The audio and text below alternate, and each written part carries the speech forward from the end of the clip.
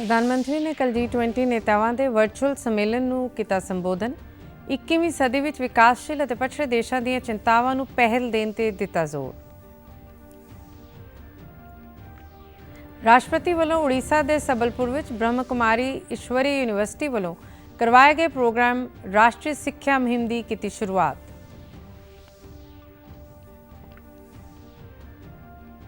ਅਤੇ ਪੰਜਾਬ ਯੂਨੀਵਰਸਿਟੀ ਚੰਡੀਗੜ੍ਹ ਵਿੱਚ ਹੋ ਰਹੀ north zone vice chancellors conference national education policy 2020 ਨੂੰ ਤੇਜ਼ੀ ਨਾਲ ਲਾਗੂ ਕਰਨ ਬਾਰੇ ਹੋ ਰਹੀ ਵਿਚਾਰ ਚਰਚਾ।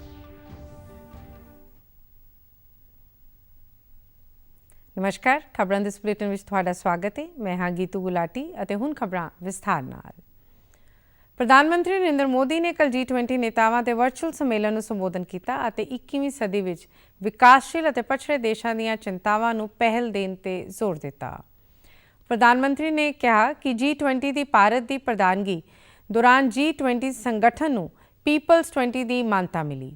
ਉਨ੍ਹਾਂ ਕਿਹਾ ਕਿ ਭਾਰਤ ਲਈ ਇਹ ਮਾਣ ਵਾਲੀ ਗੱਲ ਹੈ ਕਿ ਭਾਰਤ ਦੀ ਪ੍ਰਧਾਨਗੀ ਵਿੱਚ ਅਫਰੀਕਾ ਦੀ ਆਵਾਜ਼ ਨੂੰ ਵੀ G20 ਵਿੱਚ ਸ਼ਾਮਿਲ ਕੀਤਾ ਗਿਆ ਹੈ। उन्होंने कहा कि G20 ने पूरी दुनिया को समावेश का बेमिसाल संदेश दिता है।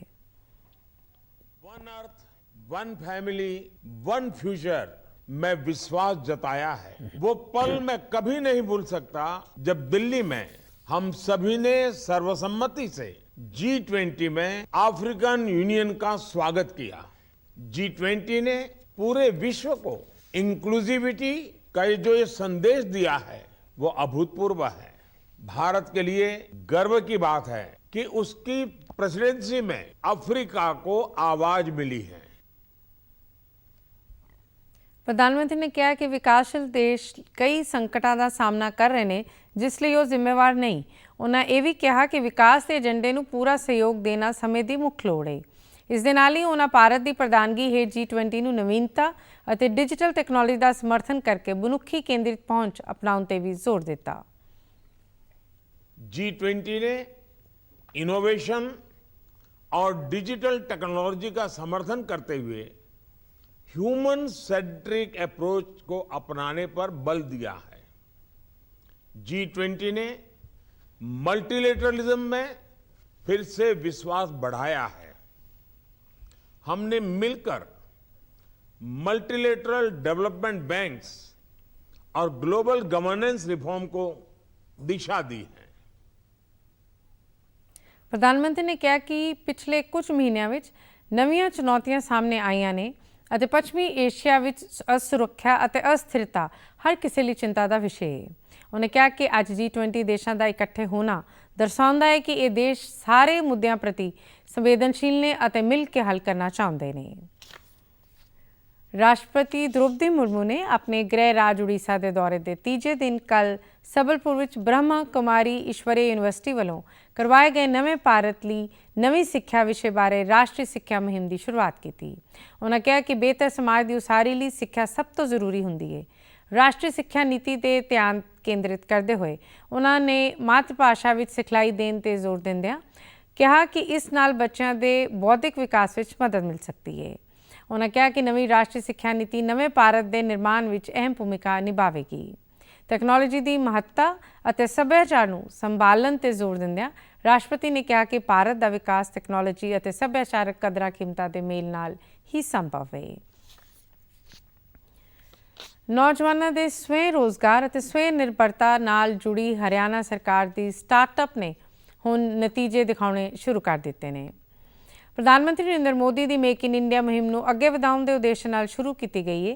नवी दिल्ली के प्रगति मैदान में करवाए जा रहे इंडिया इंटरनेशनल ट्रेड फेयर 2023 में हरियाणा नाल संबंधित अजिहे कई स्टार्टअप्स को जगह दी गई है। हरियाणा मंडप में आधुनिक तकनीक नाल बनाया गया एक साइकिल भी शामिल किया गया है जो सेहत के नाल वातावरण को सुधारन में मदद होगा। साइकिल डेवलप करी है, वो तीनों ड्राइव्स पे डेवलप की है, फ्रंट ड्राइव, मिड ड्राइव और रियर ड्राइव। कस्टमर चॉइस होती है, अगर कस्टमर पहाड़ों पे रहता है तो उसको मिड ड्राइव देते हैं, उसमें टॉर्क जनरेट होता है 80 से 90 न्यूटन मीटर। अगर वो नॉर्मल रहता है ग्राउंड पे जहाँ उसको कम टॉर्क वाला प्रोडक्ट चाहिए उसको हम देते हैं रियर ड्राइव वाला प्रोडक्ट जिसमें रहता है 40 न्यूटन मीटर। और जिसको बिल्कुल ताकत नहीं चाहिए, जस्ट सिंपल मूवमेंट के लिए चाहिए, जो ओल्ड एज पीपल्स होते हैं उनको हम देते हैं फ्रंट ड्राइव मोटर जिसमें 20 न्यूटन मीटर टॉर्क रहता है। हम इंडिया की पहली कंपनी है जो ये तीनों ड्राइव्स प्रोडक्ट बनाते हैं। ਰਾਜ ਸਰਕਾਰ ਦੀ ਇਸ ਯੋਜਨਾ ਦਾ ਲਾਭ ਲੈ ਕੇ ਹਰਿਆਣਾ ਦੇ ਨੌਜਵਾਨ ਹੁਣ ਉਦਮੀ ਬਣਨ ਦੀ ਦਿਸ਼ਾ ਵਿੱਚ ਕਦਮ ਵਧਾ ਰਹੇ ਨੇ ਅਤੇ ਇਹਨਾਂ ਦੀ ਇਹ ਸਟਾਰਟਅਪ ਆਮ ਲੋਕਾਂ ਨੂੰ ਵਾਤਾਵਰਣ ਦੀ ਸੁਰੱਖਿਆ ਅਤੇ ਪ੍ਰਦੂਸ਼ਣ ਤੋਂ ਛੁਟਕਾਰਾ ਪਾਉਣ ਦੇ ਨਾਲ-ਨਾਲ ट्रैफिक जाम तो छुटकारा दिवाउन विच मददगार साबित होगा। में फ़र्क रहता है, हमारे पास मिनिमम प्राइसिंग 25,000 है और मैक्सिमम प्राइसिंग 60,000 है। अलग अलग मॉडल्स के अलग अलग प्राइस रहते हैं। इनको सर 3 से 4 घंटे चार्जिंग में लगते हैं। सभी मॉडल्स में सेम टाइम लगता है चार्जिंग करने में। किलोमीटर सर सभी मॉडल्स के अलग अलग है, बट ऑन एवरेज 40 से 50 किलोमीटर सभी में चलता है। हरियाणा में बनी ई साइकलिंग का यह प्रोजेक्ट स्टार्टअप विकास यादव वालों लिया गया है। विकास यादव इस तो पहला जापान की राजधानी टोक्यो मशहूर कंपनी टेस्ला काम कर चुके हैं। पंजाब के मुख्यमंत्री भगवंत मान ने चंडीगढ़ तो जारी एक बयान में किसान यूनियनों को आख्या है कि वह सूबे में सड़कों रोक के आम लोगों को बिना वजह खज्जल खुआर ना करन। मुख्यमंत्री ने कहा है कि अपने निजी हितों खातर यूनियनों वालों सड़कों रोक के लोगों को तंग परेशान किया जा रहा है, जिस नाल रोज़मर्रा का जीवन बुरी तरह नाल प्रभावित होता है, जो कि एक बहुत मंदभागी गल है। मुख्यमंत्री ने यूनियनों को अपील की है कि उन्हों का दफ्तर, रिहायश, पंजाब भवन, पंजाब सिविल सैकटरीएट ते खेतीबाड़ी मंत्री के दफ्तर के दरवाजे गलबात लई हमेशा खुले ने। केंद्री योजनावां का लाभ जमीनी पद्धर तक पहुँचाने के मंतव नाल कल रूपनगर जिले में विकसित भारत संकल्प यात्रा अधीन 5 जागरूकता वैनां नूं रवाना किया गया। भारत सरकार के जॉइंट सकत्तर सरिता चौहान ने जिला प्रशासनिक अधिकारियों के नाल इन्हां वैनां नूं हरी झंडी दिखाई।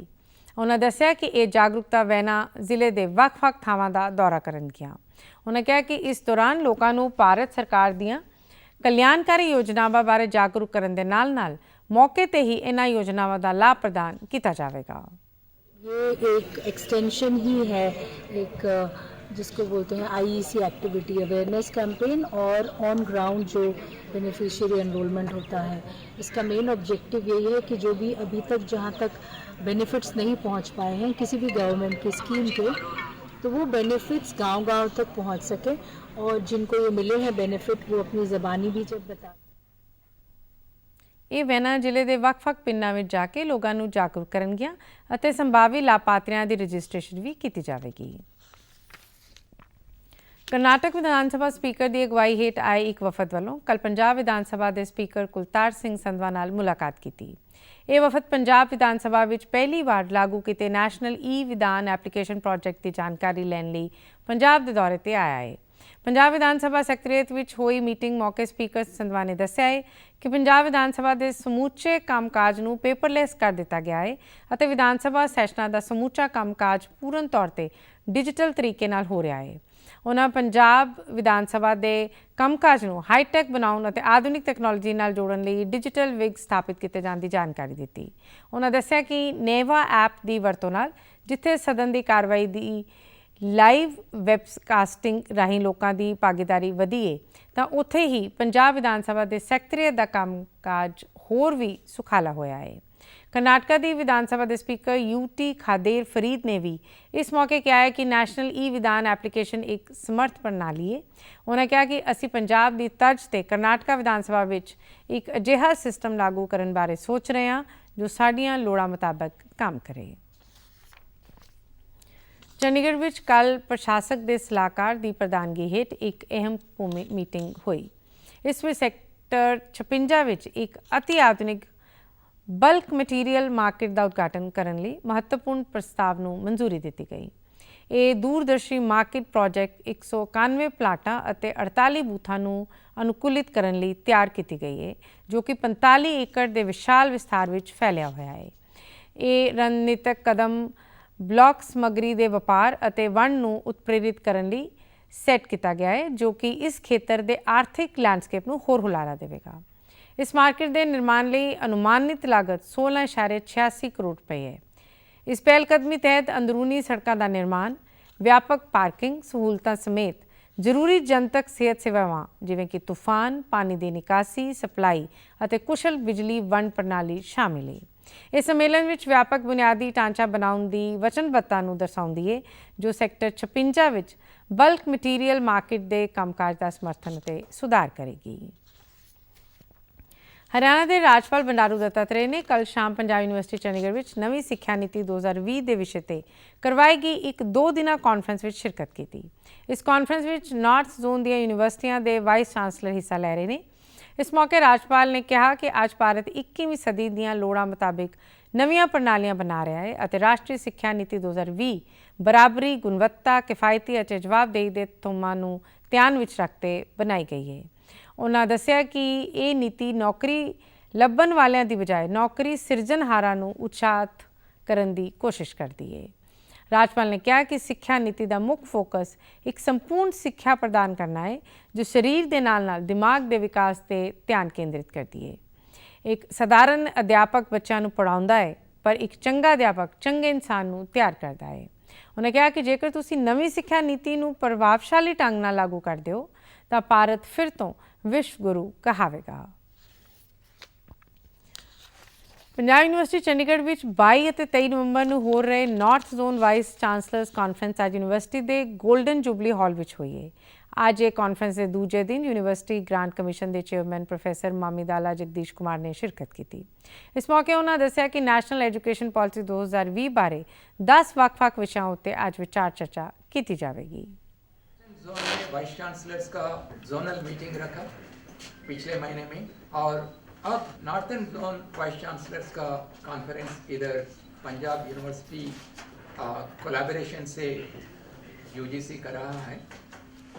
और एक खुशी की बात है कि बहुत vice chancellors heads of institutions ने a zonal conference of vice chancellors इसमें आके ब्रेनस्टॉर्मिंग करेंगे।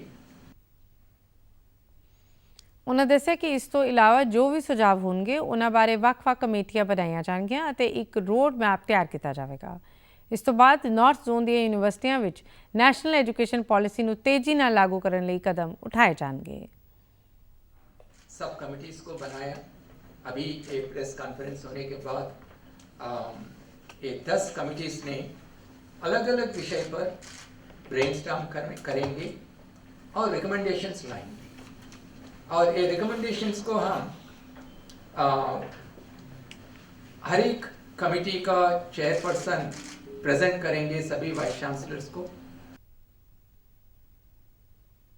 ਦੱਸ ਦੇ ਕਿ ਇਸ ਕਾਨਫਰੰਸ ਵਿੱਚ 241 ਯੂਨੀਵਰਸਿਟੀਆਂ ਵੱਲੋਂ ਹਿੱਸਾ ਲਿਆ ਜਾ ਰਿਹਾ ਹੈ। ਇਸ ਤੋਂ ਪਹਿਲਾਂ ਬੜੌਦਾ ਵਿੱਚ ਇਹ ਕਾਨਫਰੰਸ ਕੀਤੀ ਗਈ ਸੀ ਅਤੇ ਉਸ ਤੋਂ ਬਾਅਦ ਹੁਣ ਪੰਜਾਬ ਯੂਨੀਵਰਸਿਟੀ ਚੰਡੀਗੜ੍ਹ ਵਿੱਚ ਇਹ ਵੱਡੀ ਕਾਨਫਰੰਸ ਕੀਤੀ ਜਾ ਰਹੀ ਹੈ। ਚੰਡੀਗੜ੍ਹ ਦੇ ਸਪੋਰਟਸ ਡਾਇਰੈਕਟਰ ਅਤੇ ਪ੍ਰਸ਼ਾਸਨ ਦੇ ਸਹਿਯੋਗ ਨਾਲ ਮੁੰਡਿਆਂ ਦਾ 19ਵਾਂ administration challenge cup under 17 all India football tournament ਕਰਵਾਇਆ ਗਿਆ ਹੈ। ਸੈਕਟਰ 46 ਦੇ ਸਪੋਰਟਸ ਕੰਪਲੈਕਸ ਵਿੱਚ ਇਸ ਦੇ ਦੂਜੇ ਦਿਨ ਕਰਵਾਏ ਗਏ ਮੁਕਾਬਲਿਆਂ ਵਿੱਚ ਕੱਲ੍ਹ ਚੰਡੀਗੜ੍ਹ ਪ੍ਰਸ਼ਾਸਨ ਦੇ ਸਪੋਰਟਸ ਸੈਕਟਰੀ IAS ਹਰੀ ਕਾਲੀਕਟ ਨੇ ਮੁੱਖ ਮਹਿਮਾਨ ਵਜੋਂ ਸ਼ਿਰਕਤ ਕੀਤੀ। ਇਸ ਮੌਕੇ ਉਹਨਾਂ ਸਾਰੇ ਖਿਡਾਰੀਆਂ ਨੂੰ ਮੁਬਾਰਕਬਾਦ ਦਿੱਤੀ ਅਤੇ ਉਹਨਾਂ ਨੂੰ ਖੇਡ ਭਾਵਨਾ ਨਾਲ ਖੇਡਣ ਲਈ ਵੀ ਪ੍ਰੇਰਿਤ ਕੀਤਾ। ਇਸ ਮੌਕੇ ਚੰਡੀਗੜ੍ਹ ਪ੍ਰਸ਼ਾਸਨ ਦੇ ਖੇਡ ਨਿਦੇਸ਼ਕ ਸੌਰਭ ਅਰੋੜਾ ਨੇ ਜਾਣਕਾਰੀ ਦਿੱਤੀ ਕਿ ਇਹ ਐਡਮਿਨਿਸਟ੍ਰੇਟਿਵ ਕੱਪ ਦੇ ਨਾਲ ਜਾਣਿਆ ਜਾਂਦਾ ਹੈ ਅਤੇ ਇਸ ਦੀ ਸ਼ੁਰੂਆਤ 19 ਸਾਲ ਪਹਿਲਾਂ ਕੀਤੀ ਗਈ ਸੀ। ऑल ओवर इंडिया की पार्टिसिपेशन है, नॉर्थ ईस्ट से भी टीम्स हैं, साउथ से भी टीम्स हैं, वेस्ट से भी टीम्स हैं, नॉर्थ से भी टीम है। तो बेसिकली कह सकते हैं कि पूरा इंडिया ही शामिल हो रहा है यहाँ पे जो फुटबॉल एडमिनिस्ट्रेटर कप हो रहा है हमारा। उनको फर्स्ट जो मेडल है उसको 2 लाख है, सेकंड वाले को 1 लाख है और थर्ड वाले को 75,000 है। जो मोटिव था इस टूर्नामेंट के पीछे की फुटबॉल को प्रमोट करना, ठीक है, in beautiful city Chandigarh also as well as in the different part of the country. तो उसी लक्ष्य को लेके हम लोग चल रहे हैं। ये इस उम्र से ही आगे बच्चे निकल के आते हैं। ਉਹਨਾਂ ਦੱਸਿਆ ਕਿ ਇਸ ਮੁਕਾਬਲੇ ਦਾ ਫਾਈਨਲ ਮੈਚ 29 ਨਵੰਬਰ ਨੂੰ ਹੋਣ ਜਾ ਰਿਹਾ ਹੈ ਅਤੇ ਇਸ ਨੂੰ ਸੁਚਾਰੂ ਤਰੀਕੇ ਨਾਲ ਨੇਪਰੇ ਚੜਾਉਣ ਲਈ ਸਰ ਟੁਕਵੇਂ ਪ੍ਰਬੰਧ ਕੀਤੇ ਗਏ ਨੇ। ਇਸ ਦੇ ਨਾਲ ਹੀ ਜੇਤੂ ਟੀਮ ਨੂੰ 2 ਲੱਖ ਰੁਪਏ ਦਾ ਨਕਦ ਇਨਾਮ ਵੀ ਦਿੱਤਾ ਜਾਵੇਗਾ। ਅਤੇ ਤੁਸੀਂ ਸਾਡੇ ਸਮਾਚਾਰ YouTube channel DD news Chandigarh, Facebook DD news Chandigarh ਅਤੇ DD ਨਿਊਜ਼ CHD ਤੇ ਵੀ ਦੇਖ ਸਕਦੇ ਹੋ। ਇਸ ਦੇ ਨਾਲ ਹੀ ਖਬਰਾਂ ਦਾ ਬੁਲੇਟਿਨ ਖਤਮ ਹੁੰਦਾ ਹੈ। ਆਗਿਆ ਦਿਓ। ਨਮਸਕਾਰ।